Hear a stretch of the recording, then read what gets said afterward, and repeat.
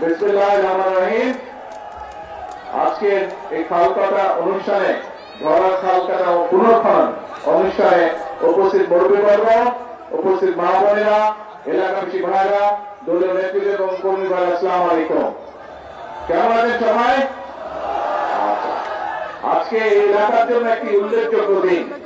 এই যে খাল যেটি আনুষ্ঠানিকভাবে পুনর্খননটা উদ্বোধন করলাম আমরা, এই খালটি আপনারা জানেন, বিশেষ করে মুরব্বী যারা আছেন আপনাদের নিশ্চয়ই অনেকেরই বয়স যাদের মোটামুটি হয়েছে, 60-এর বেশি যাদের বয়স বা 60 বছর বয়স, আপনাদের অনেকেরই খেয়াল আছে শহীদ রাষ্ট্রপতি জিয়া রহমান আজ থেকে 45 বছর আগে এই খালটি খনন করতে এসেছিলেন।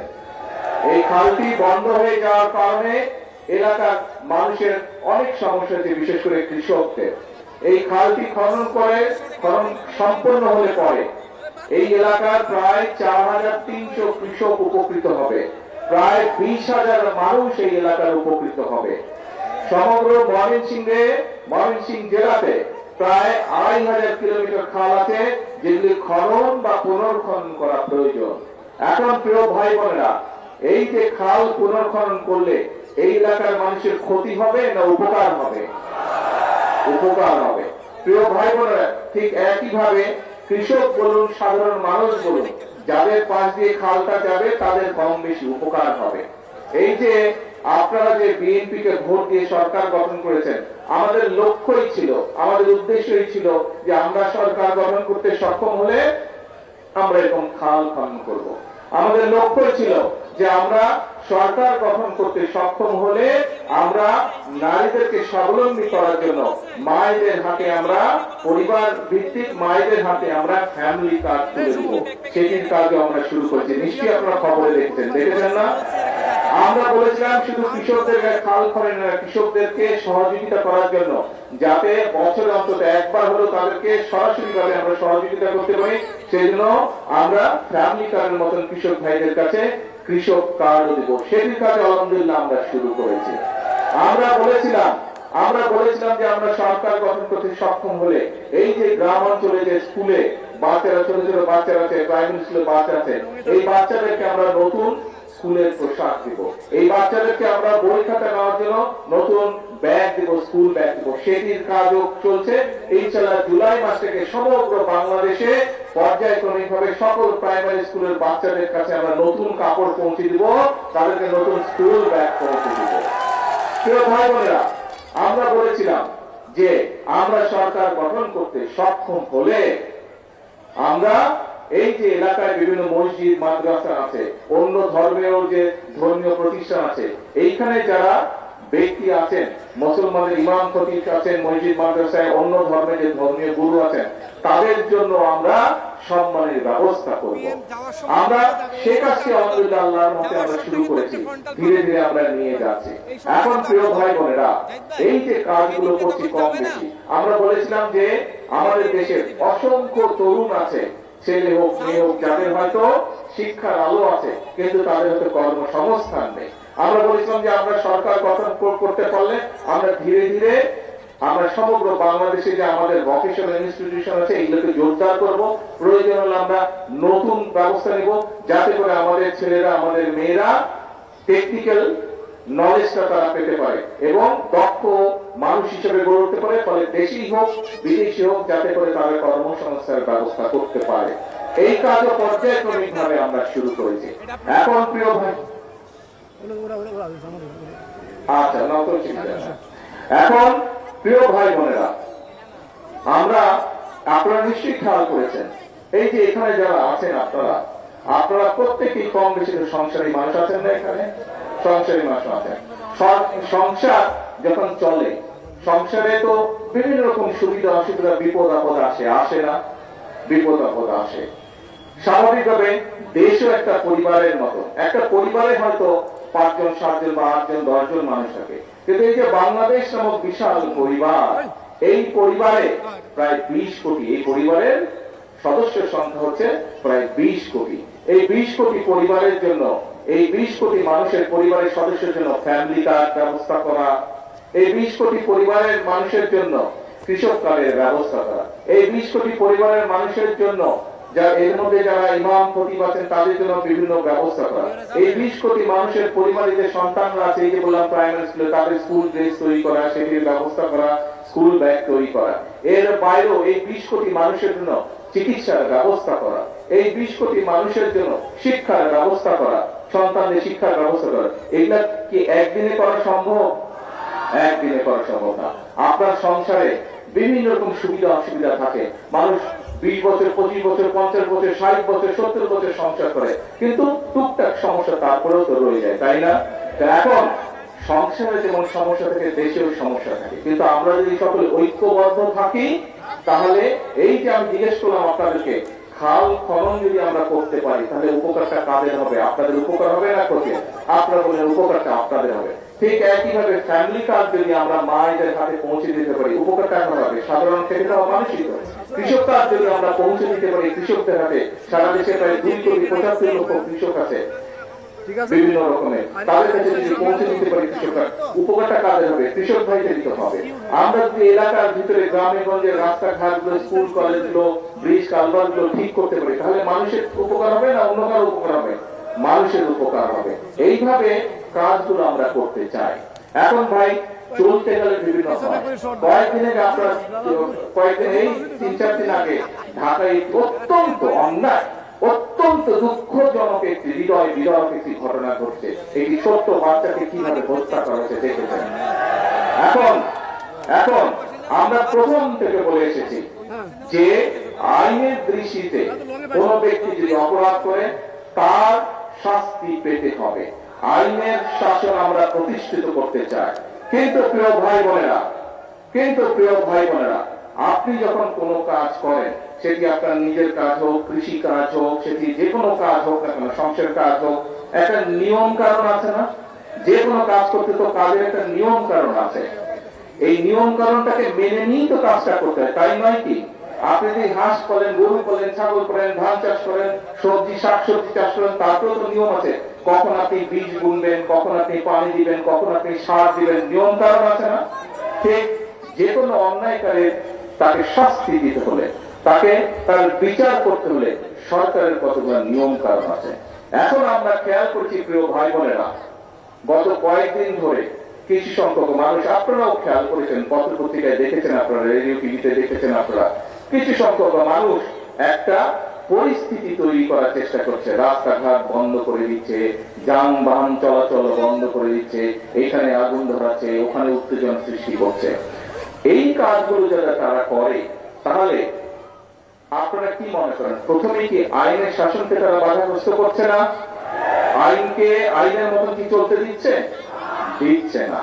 প্রিয় ভাই বোনেরা, আমরা খেয়াল করে দেখেছি যে এই যে অন্তর্বর্তীকালীন সরকার যখন ক্ষমতায় ছিল, এই 12 তারিখের নির্বাচনের আগে অন্তর্বর্তীকালীন সরকার ছিল, সেই সময় আমরা দেখেছি দেশে কয়েকটি দুঃখজনক এরকম অন্যায় ঘটেছে। সেই অন্যায় যখন ঘটেছে, আমি নিজে সেই সকল বাচ্চার মায়েদের সাথে কথা বলেছিলাম। আমাদের দলের আইনজীবী, আমাদের দলের চিকিৎসকরা গিয়ে সেই চিকিৎসা দিয়েছে, আইনজীবীরা গিয়ে সেই আইন সহায়তা করেছিল। কিন্তু তখন আজকে যেই সকল ব্যক্তিরা হইচই করছে, রাস্তা অবরোধ করছে, বড় বড় কথা হচ্ছে, সেদিন কিন্তু তাদেরকে আমরা মাঠে দেখিনি। সেদিন কিন্তু তাদেরকে আমরা দেখিনি যে তারা অবরোধ করেছে। তাহলে কি আমরা ধরে নেব আজকে যেহেতু জনগণকে 12 তারিখের নির্বাচনে বাংলাদেশের জনগণ যেহেতু বিএনপিকে ভোট দিয়ে সরকার গঠন করতে ক্ষমতা দিয়েছে, সেই জন্যই তাদের জ্বালা হচ্ছে, এবং এই জ্বালার কারণেই তারা এইসব কর্মকাণ্ড করছে? তাই তো আমরা ধরে নেব, তাই নয় কি? আপনারা চিন্তা করে দেখেন প্রিয় ভাই বোনেরা, যারা এই রকম পরিস্থিতি তৈরি করতে চেষ্টা করছে, তারা কিন্তু কৃষককে নিয়ে কোনো কথা বলে না। যারা একটা ঘোলাটে পরিস্থিতি তৈরি করতে চেষ্টা করছে, তারা দেশের মানুষের কর্মসংস্থান নিয়ে কোনো কথা বলে না। যারা এই ধরনের পরিস্থিতি তৈরি করার চেষ্টা করছে, রাস্তাঘাট বন্ধ করে দিয়ে অবরোধ করার চেষ্টা করছে, তারা কিন্তু কৃষকের খাল কাটার কথা বলে না, তারা কৃষক কার্ডের কথা বলে না। যারা এই ধরনের অরাজক পরিস্থিতির সৃষ্টি করার চেষ্টা করছে, তারা কিন্তু ছোট ছোট গ্রামের মাসুম বাচ্চারা কিভাবে স্কুলে খালি পায়ে যায় সেই দিকে তাদের খেয়াল নাই, তাদেরকে নতুন পোশাক দেওয়ার কথা বলে না। প্রিয় ভাই বোনেরা, আজকে যারা দেশের এইরকম পরিস্থিতি তৈরি করতে চায় তাদের ব্যাপারে আপনাদেরকে সতর্ক থাকতে হবে, কারণ তারা অরাজক পরিস্থিতি সৃষ্টি করতে চাইছে। তারা যদি অরাজক পরিস্থিতি সৃষ্টি হয়, এই খাল কাটা বন্ধ হয়ে যাবে সারা বাংলাদেশে। ক্ষতিগ্রস্ত কে হবে? তারা যদি অরাজক পরিস্থিতি সৃষ্টি করে তাহলে ফ্যামিলি কার্ডের যে বিতরণ, সেই বিতরণ বন্ধ হয়ে যাবে। ক্ষতিগ্রস্ত কে হবে? তারা যদি অরাজক পরিস্থিতি সৃষ্টি করে তাহলে কৃষক কার্ডের বিতরণ বন্ধ হয়ে যাবে। ক্ষতিগ্রস্ত কে হবে? তারা যদি অরাজক পরিস্থিতি সৃষ্টি করে তাহলে ইমাম সাহেবদের, মুয়াজ্জিন সাহেবদের, খতিব সাহেবদের, অন্যান্য ধর্মের যে ধর্মগুরু আছেন তাদের সম্মানী দেওয়া বন্ধ হয়ে যাবে। ক্ষতিগ্রস্ত কে হবে? প্রিয় ভাই বোনেরা, তারা যদি অরাজক পরিস্থিতি সৃষ্টি করে রাস্তাঘাট বন্ধ করে তাহলে গ্রামের বাচ্চাদেরকে যে আমরা নতুন স্কুল ড্রেস দিতে চাইছি, গ্রামের বাচ্চাদেরকে যে স্কুল ব্যাগ দিতে চাইছি, সেই প্রক্রিয়া বন্ধ হয়ে যাবে। ক্ষতিগ্রস্ত কে হবে? গ্রামের বাচ্চারা হবে। প্রত্যেকটি ক্ষেত্রে তাদের সেই অরাজক পরিস্থিতির কারণে ক্ষতিগ্রস্ত হবে গ্রামে বসবাসকারী খেটে খাওয়া মানুষ। প্রিয় ভাই বোনেরা, সেই জন্যই আজকে আমাদেরকে সতর্ক হতে হবে। আপনারা পত্রিকা পড়েন, আপনারা সোশ্যাল মিডিয়ায় যান, খবর নিয়ে দেখেন, ওই যে 5ই আগস্ট যাদেরকে দেশের, এই বাংলাদেশের মানুষ এই দেশ থেকে বিতাড়িত করে দিয়েছিল, এই এখন যারা অরাজকতা সৃষ্টি করতে চাইছে, খবর নিয়ে দেখেন, ওই 5ই আগস্টে যারা বিতাড়িত তাদের সাথে এরা তলে তলে আবার খাতির শুরু করেছে। যেইভাবে 96 সালে করেছিল, যেইভাবে 86 সালে করেছিল, তাদের সাথে নতুন কয়েকটি লেজও গজিয়েছে, সুন্দর ছোট ছোট লেজও গজিয়েছে। প্রিয় ভাই বোনেরা, কাজেই আমরা এই দেশ থেকে স্বৈরাচারকে বিদায় করেছি। বাংলাদেশের জনগণ রাজপথে নেমে স্বৈরাচারকে বিদায় করেছে এই দেশ থেকে। যেই স্বৈরাচার বাংলাদেশের মানুষের ভোটের অধিকারকে কেড়ে নিয়েছিল, যেই স্বৈরাচার বাংলাদেশের মানুষের কথা বলার অধিকার কেড়ে নিয়েছিল, যেই স্বৈরাচার বাংলাদেশের খেটে খাওয়া মানুষ, গ্রামে বসবাসকারী মানুষের সকল প্রকার উন্নয়ন বলাদের বন্ধ করে দিয়েছিল, সেই স্বৈরাচারকে এই বাংলাদেশের মানুষ, ছাত্র জনতা এক রাজপথে একত্রিত হয়ে তাদেরকে এই দেশ থেকে বের করে দিয়েছে। প্রিয় ভাই বোনেরা, এখন বাংলাদেশের মানুষ দেশ গঠন করতে চায়। বাংলাদেশের মানুষ তার ভাগ্যের পরিবর্তন করতে চায়। ভাগ্যের পরিবর্তন যদি করতে হয়, আমাদের 20 কোটি মানুষের 40 কোটি হাতকে সক্রিয় করে তুলতে হবে। আমাদের 20 কোটি মানুষের 40 কোটি হাতকে কাজে ব্যবহার করতে হবে। আমাদের 20 কোটি মানুষের 40 কোটি হাতে কোদাল নিতে হবে, শ্রমিকের হাত তৈরি করতে হবে, দক্ষ শ্রমিকের হাত তৈরি করতে হবে। আমাদের 20 কোটি মানুষের 40 কোটি হাত দিয়ে নতুন ব্রিজ, কালভার্ট, স্কুল, কলেজ, হাসপাতাল তৈরি করতে হবে। তাহলেই আমরা এই দেশের মানুষের ভাগ্য পরিবর্তন করতে পারবো।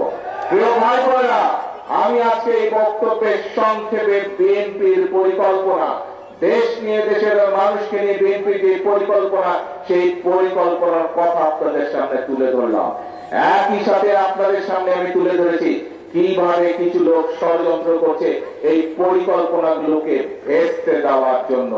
যে পরিকল্পনার কথা আমি আপনাদের সামনে তুলে ধরেছি, সেই পরিকল্পনাগুলো আপনারাই বলেছেন যদি এগুলো সফল হয় কারা উপকৃত হবে? কারা? কি ভাই, কারা উপকৃত হবে? এই পরিকল্পনা, বিএনপির পরিকল্পনা সফল হলে কৃষক কার্ডের পরিকল্পনা, ফ্যামিলি কার্ডের পরিকল্পনা, ইমাম খতিব সাহেবদের সম্মানের ব্যবস্থা, এই খাল খনন কর্মসূচি, বাচ্চাদের স্কুলের ড্রেস, এইগুলো যদি আমরা সফল করতে পারি, উপকার কাদের হবে? আপনাদের উপকার হবে। কারণ এই দেশের মালিক কারা? জনগণ। বিএনপি সরকার সেই জনগণের ভাগ্যের পরিবর্তন করতে চায় জনগণকে সাথে নিয়ে। প্রিয় ভাই বোনেরা, আজকে সময় এসেছে মানুষের ভাগ্যের পরিবর্তনের জন্য যে কাজগুলো, সেগুলো একদিকে সফল করা,